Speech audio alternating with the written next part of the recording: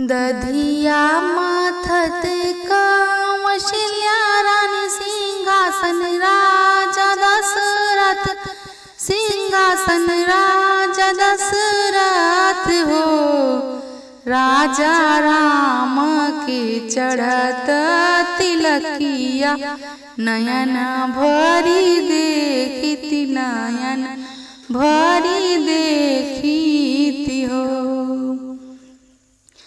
आहीन गोतीन गावत बेनु, बजावत बेनु बजावत हो।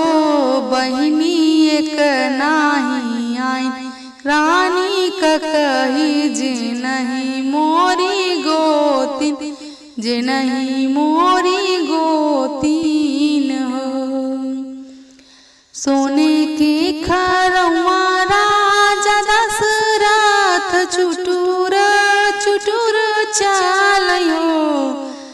अब चटर चटर पौआ डारै, तक के माल गायो।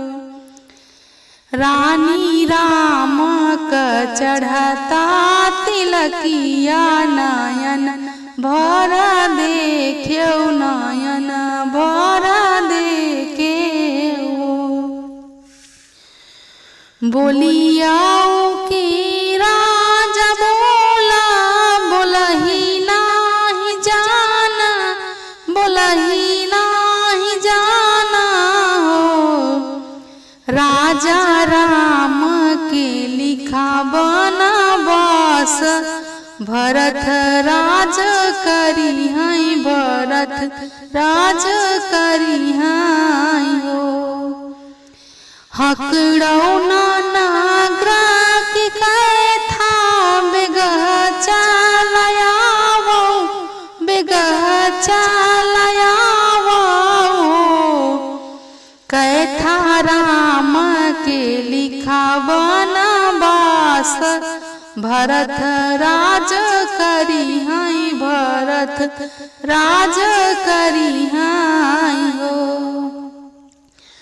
बाएं हाथे लिखई कैथा, दाहिने लटकावई, दाहिने लटकावई हो।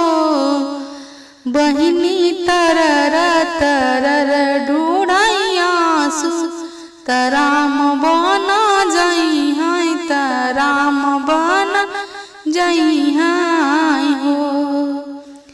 उहाँ से रामा उठई, कौशल्या के महल गए, कौशल्या के महल गए हो।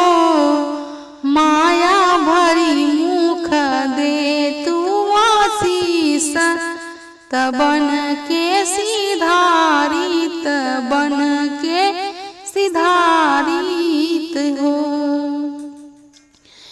बोलियाओ के बेटा बोला, बोलही नाही जाना, बोलही नाही जाना हो।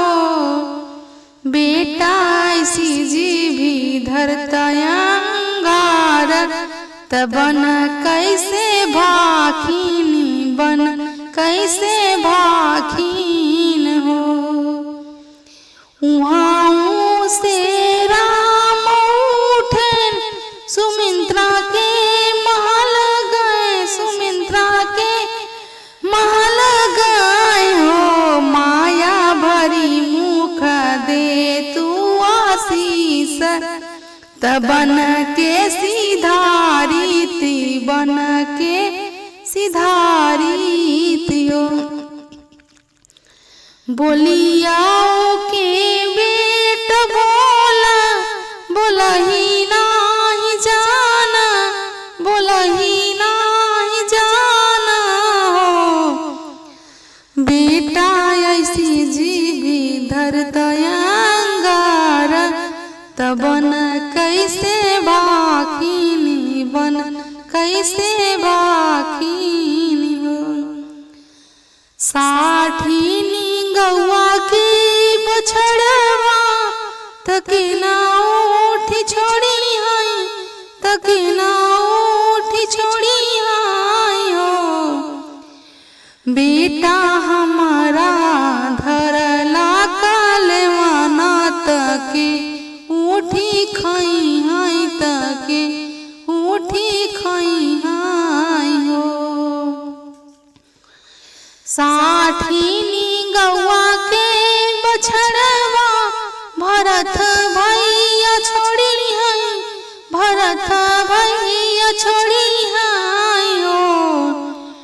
माया तोहर धरला कलवाना भरत उठी खाई हाई भरत उठी खाई हाई हो।